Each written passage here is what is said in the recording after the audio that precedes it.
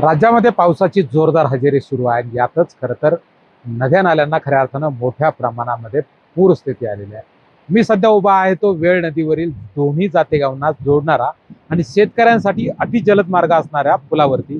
आपण माझ्या पाठीमागे पाहू शकताय की हा पूल अक्षरशः या पाण्यामध्ये वाहून गेल्यानं शेतकरी असेल, कामगार वर्ग असेल, नागरिक असतील आणि प्रवासी असतील यांचा कुठेतरी संपर्क तुटताना पाहायला मिळत आहे. आणि आपण या ठिकाणी मोठ्या प्रमाणात पाण्याचा प्रवाह पाहू शकतो की या पाण्यामुळे हा पूल अक्षरशः वाहून गेल्याची परिस्थिती निर्माण झालेली आहे.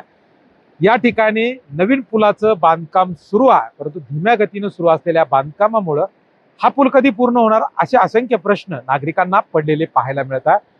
या परिस्थितीतून खरं तर शेतकऱ्यांना मोठ्या प्रमाणात मनस्ताप सहन करावा लागतो.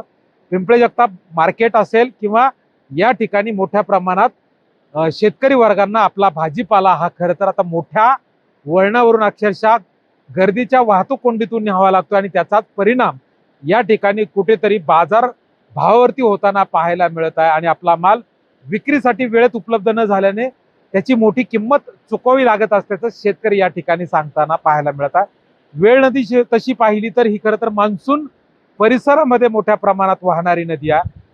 गेल्या अनेक दिवसापासून सह्याद्रीच्या कुशीत पडणारा हा धोधो बरसणारा पाऊस या पावसामुळं वेळ नदीला अक्षरशः पूरस्थिती निर्माण झालेली आणि त्याचाच परिणाम म्हणून हा पूल अक्षरशः वाहून गेल्यानं या ठिकाणी प्रवासी, शेतकरी, नागरिक, कामगार यांना मोठ्या प्रमाणात त्रास सहन करावा लागत आहे. आणि अशा या परिस्थितीमध्ये नागरिकांनी किती वेळ या पुलाच्या बांधकामाची वाट पाहायची हे त्या काळात पाहणं गरजेचं आहे.